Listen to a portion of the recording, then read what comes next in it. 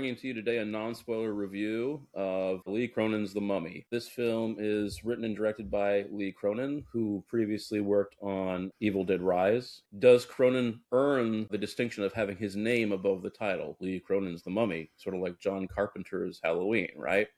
What John Carpenter was known for was always having his name above the title of the film, marking him as a distinct auteur. Does Cronin earn that? Well, we'll talk a little bit about that. One thing I will say, this is not your grandpa's Mummy. It certainly diverges from the broadly comedic and adventure-oriented Mummy films that we all know and love with Brendan Fraser and Rachel Weisz, right? This is not that, certainly. So we have Jack Rayner as Charlie Cannon, who is a journalist. Laia Costa as Larissa, his wife. Shyla Molina as Sebastian. Billy Roy as Maud Cannon, the youngest sister. And then Natalie Grace as Katie Cannon. We have May Kalamawi playing Detective Dahlia Zaki. She's an Egyptian detective. And then we have Veronica Falcone as Carmen Santiago. She plays Larissa's mother. Charlie and his family are in Egypt. He's working as a journalist. At that point, their youngest daughter, Katie, goes missing under very creepy circumstances. So, Jesse, why don't we just dive right into this? What do you think of it now, having, a few hours to digest what you saw? Just to be honest, I think overall my reaction to The Mummy here 2026 is mixed. But I'll start with what did work for me were the practical effects, and those are very visceral. There are scenes of gore and scenes that invoke not only like the Evil Dead movies, but also I think very self-aware in invoking films like The Exorcist. You get like projectile vomit, skin peeling. So I think on the level of the horror and the gore and just like the visceral impact of it, like that was really working for me. But how about you? Oh, I have a very similar reaction. Not everything lands for me with this film. It's not an all-time masterpiece. It's probably not a film I'll go back and rewatch too many times. What I will say is that it was exploitative, schlocky fun that dives headfirst into, the grisly, gory elements of horror. Similar to what you say, I think the film really makes great use of practical effects. I think that Cronin and his crew dive headfirst into the grindhouse aesthetic and the grindhouse element of all the grisliness and the gross out effects. And they're kind of very unself-conscious about it too. It's like, it just seems like we're like, let's make a genre film here, guys. Let's just dive headfirst into the gross out splatter genre, which I loved. That's something that really popped for me in this film. And then I think again, like mostly making use of practical effects. There is definitely more than a hint of CGI in the film, and that's where I begin to have more problems with it. Having said that, I think overall the effects element of this film works pretty well.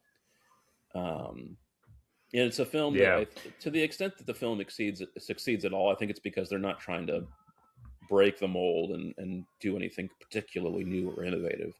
This really is just a big old schlock fest that, as critics have already pointed out, is highly derivative of other material, as is so often the case with horror film in particular. There's always very much so a lot of derivative elements being transplanted from one film to the next, one era to the next. You definitely see that in this film. Any film, particularly in the horror genre, is going to be influenced by previous horror movies. And this film definitely is very derivative, but I think to the extent where it kind of loses, for me, having its own kind of personal stamp, because it takes the Mummy lore and turns it into a possession movie, very much derivative of The Exorcist at times. Like I said, you get the projectile vomit and a similar possession story where you have a demonic entity possessing family members and turning them against each other. And I mean, the concept of it is fresh for the Mummy, a Mummy adaptation for sure. And I do like that idea. I do like that idea. I mean, that you get in a possession story, particularly a domestic drama like this, where um, you have a person, a family member who you can't recognize anymore. They're like have this othering that happens that you can't reconcile with the memories you have of that person. Yeah. So there's some interesting conceptual stuff going on. One of the things I will say is that Jack Rayner, as Charlie, I don't care about his character. I think his character is stale and white bread, and I don't buy it. I don't get this sense of urgency or care for his family. It just seems like a complete dud. I didn't even there's buy him as yeah, a journalist. right. No, as a Yeah. journalist either, no. But especially given the trajectory of his character in this film, that character really has to have an anchoring emotional space, right? He has to really be an anchoring emotional presence in the film, and he isn't that. So No, that's he's an definitely, expressionless and yeah, just yeah, an expressionless, blank faced. I mean, yeah, I don't even. I'm not even in a horror film. I'm not even asking to really overly identify or emotionally invest or even like the characters, but yeah. uh, they have to have some kind of reaction to the situation that feels like organic, or natural Well, to it, particularly in a film and like this. Yeah, yeah, and yeah, regardless of how organic it does or does not feel, you have to believe that you I have to do. believe in these characters if the film is going to make a place for them and develop them emotionally, which this film takes definite pains to try and do that. But Yeah, those efforts don't succeed. I think that yeah. Laia Costa as Larissa is more successful. She brings more of an emotional kind of center to the film. Somewhere in this film is a terrific 85, 90-minute schlock grindhouse, you know, fest, right? There's just this fun schlocky thing. You go with your friends, you laugh, you puke, maybe you have a jump scare or two, right? So you know what you're getting and you know what you're paying for. It's but I think this film, you know, fundamentally, I think it understands its identity because those are the best parts of the film. But on another level, that it can't quite commit, right? It goes all into those moments, but then also has this other stuff like around the periphery that it doesn't really come off. Yeah, so I think that's where tonally it's a little off for me because it wants to have this kind of tragic Yeah, gravitas to it, but then at other times it wants to lean into kind of the comedic, horror comedic elements. right. And this is not a horror. Yeah, This is not a horror comedy like Evil Dead, uh, but it leads into the comedy a little bit. And in some moments, I was wondering, like, I was kind of like chuckling to myself, and I was wondering if they were, they wanted you to laugh at this because, like, when their mummified daughter starts acting strangely, scuttling through crawl spaces and headbutting her grandma, right. and then still they think, she just needs love and care. That was funny to me, and I don't know whether that was Yeah, supposed intentional or not. yeah. The best parts of this film read very much to me like a Peter Jackson film before he did Lord of the Rings, before he did The Frighteners, right? I mean, there are parts of this film that remind me of Brain Dead, for instance, aka Dead Alive, that have this very broad comedic kind of like schlocky splatter ethic to it, right? Where it's just like, this we're taking something that should be really serious and dark and sacred and just having a whole lot of schlocky fun with it. And those are the parts that work best. And there's definitely an intentional macabre sense of humor in this film, and those moments I think would land much better if they were more consistent and more definite about the character of this film, what they're trying to do with it. Um, Yeah, but I actually yeah. found myself in more than one scene going, "Oh, okay, so is that the relationship I have now with this film? Am I going to laugh? Is this like a or where am I going to be back to some other space? I mean, maybe it's interesting that this film is as muddled as it is. Maybe that's a commentary on discomfort and like kind of like making discomfort a part of the experience. But it doesn't really actually generate visceral discomfort. You just kind of like left wondering, what Well, about that yeah, moment? that What is that just a throwaway moment, or is this a kind of a pattern. Is this dark humor thematic pattern now that we can see recur in the film? And it does. There's more than Yeah. one instance of it. Uh, Yeah. Yeah. but on the Yeah. other hand, I mean, it so does feel kind of like a muddle. yeah, yeah. Yeah. Yeah, I think when the horror is most visceral for me is when it shies away from bringing in the dark humor, you know. Mm-hmm. So that's when I Yeah. had the most visceral impact. That said, I wanted to ask you, like, as you said at the beginning of this review, like whether having Lee Cronin's name, you know, within the title, like as like this new horror auteur, whether he's like deserving now, having two major horror films under his belt now. Do you think he's deserving of that?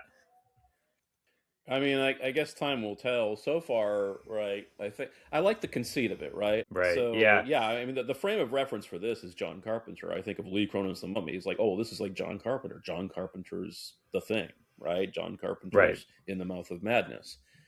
Definitely not there, right? I mean, Carpenter has a clear personal stamp in every one of his films, and even when you don't have like a strong emotional center per se. Carpenter is great with actors. He's great with casting decisions. So you have Kurt Russell, you have Roddy Piper bringing this kind of blue collar working class hero ethic to it, but they have this sort of sense of emotional depth. They have this kind of two-dimensional realism to them, and it works, right? It just works. These characters are interesting and you want to spend time with these characters, even though character development and character dynamics per se are not usually the point of what Carpenter is trying to do, right? I mean, there are exceptions. I think Yeah. the Thing, for instance, is as good as it is because it's a film that's really concerned with the strange claustrophobic dynamics of this all male space, right? But at the same time, that's a film really, again, very much about telling a very broadly generic genre driven story that features great practical effects and tells a scary story, and isn't especially long either. I mean, Carpenter's films are not especially long. They don't have any filler. They're lean genre pieces, and that's what we love about that, about Yeah. him. So yeah, Yeah. no, he hasn't earned it. We'll see. I think Yeah. he's really good at the schlocky practical effects of telling these grisly set pieces and casting these actresses who have these kind of vivid features that lend themselves to those horrific possession scenes, right? Um, Yeah. so we'll see. I mean, Yeah. there's Yeah. definitely thematic consistencies and preoccupations from film to film. He's clearly interested in parents and children. He's clearly interested in possession. He's clearly interested in, the idea of the way that the present is haunted by the past. All those things are there. It's just about finding a more consistent and resonant signature that will actually earn him that moniker above the title, right? Will he get there? I don't know. Um, I mean, the answer is right now, no, definitely not. Definitely not. Yeah. We'll see. I mean, there's enough there for me to be hopeful that he'll create an out and out masterpiece at some point. Evil Dead Rise, I Yeah. think, is better than this film, but having said that, this film has worthy moments. Let me ask you a question, Yeah. Jesse. Is this a mummy film? I mean, is it recognizable as part of that franchise? Is this actually really fundamentally the Mummy? Right. Right. Yeah. Again, I'm kind of mixed on that. In a way, this is just in line with Universal's other modern adaptations Mm, in their approach, like the Wolfman, right. which I was kinder to that movie than you were. And now Yeah. that I look back at it, because I think I gave that one 3 stars, and now that I think about it, I was like, "Oof, man, I was a little way too kind on that movie." Because I, Yeah. I actually reflecting on it now, I did not like it too much. I don't think I would watch that again. But Mm, similarly, the Mummy here is taking the classic Universal monster and turning it into a domestic drama. mm, And So to ask that question, is this a mummy movie? Well, you could say yes, because in a way, from one angle, one perspective, it's keeping enough of like the lore. The idea of the mummification process is developed. Like Right. the mummy unwrapping moment, that was like peak horror in this Mm, movie. mm-hmm.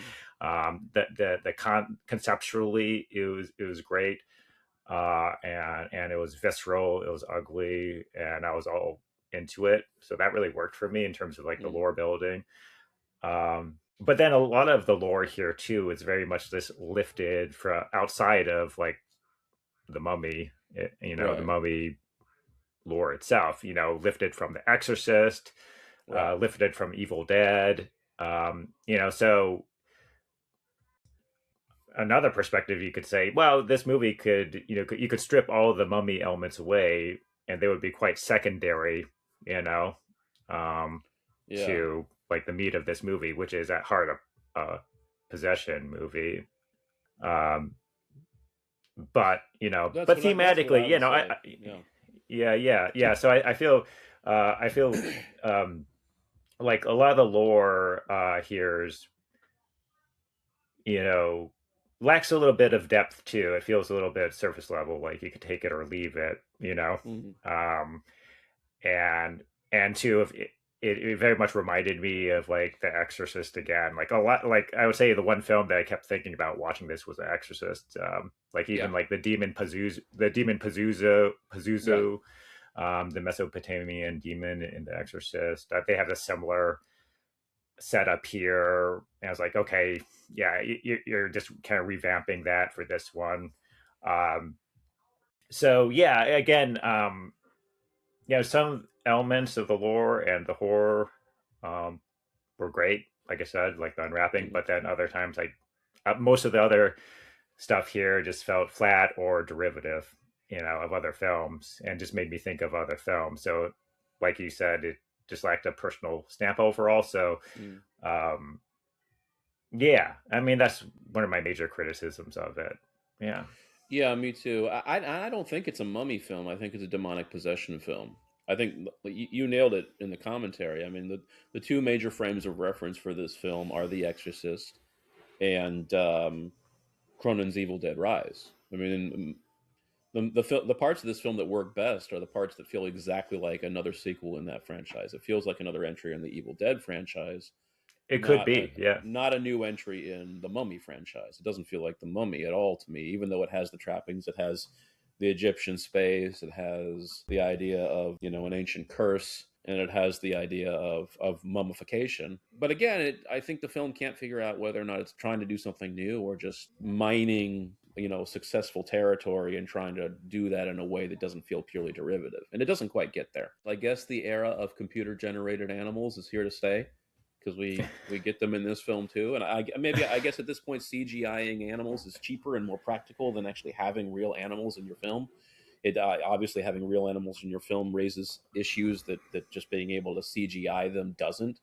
But I'm not having it. I'm too old and grumpy for this. I don't want these CGI'd animals in my film. yeah. The coyote sequence here was just a little bit distracting. I thought the CGI used for the coyotes was a little better, but still at times you could tell. Yeah. Um, No, I yeah, was reading a review of it. The critics were saying it looked like out of like a Resident Evil film. They were just tearing like a Resident Evil video game. Even it just didn't.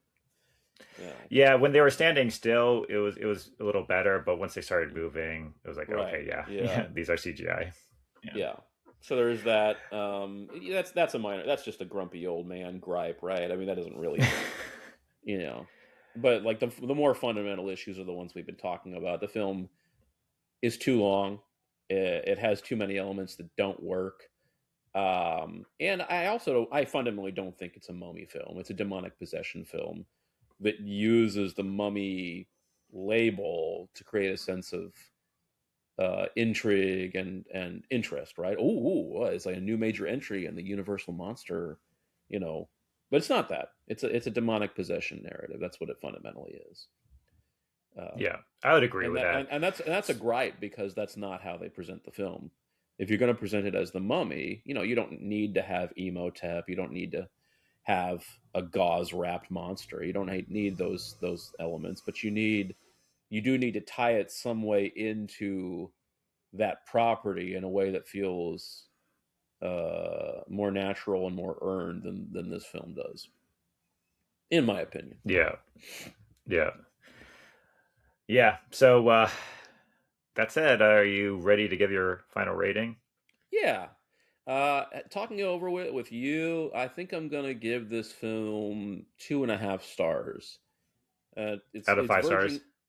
yeah, somewhere between 2 and 2.5 stars for me. What the film does well, really well, earns that you know earns it the 2.5 stars for me. I'll say 2.5 stars because there are moments in this film that are just gritty, schlocky fun. It is a gross, visceral picture to watch frequently. There are some great practical effects. If you're a fan of the Evil Dead and you like what they do with possessed people, possessed human bodies in those films, you'll like these set pieces. Um, and that it earns that rating for me just solely on that basis. Um, but yeah, the other elements of the film don't quite come off. Yeah.